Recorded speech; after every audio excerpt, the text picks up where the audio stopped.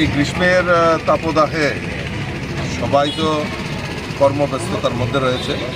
তাও আমাদের 31 নম্বর ওয়ার্ডের কর্পোরেটর এবং আমাদের যারা এখানকার রামঠাকুর সংঘের যারা যুবকবৃন্দরা রয়েছেন তারা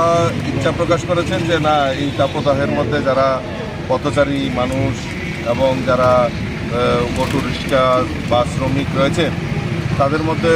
এই যে ঠান্ডা পানীয় বিতরণ করার একটা অনুষ্ঠান নিয়েছে। আমি ধন্যবাদ জানাই আমাদের এই 31 নম্বর ওয়ার্ডের কর্পোরেটর এবং এই রামঠাকুর সংঘ এলাকা যারা আজকের এই শুভ উদ্যোগকে সামনে রেখে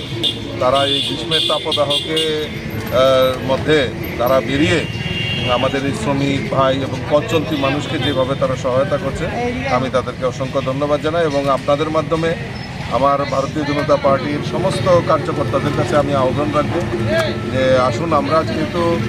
সমাজ সেবার সঙ্গে জড়িত, সবাই মিলে যাতে এই যে আমাদের তাপদাহ সেটাকে মোকাবেলা করা এবং যতটুকু যার সম্ভব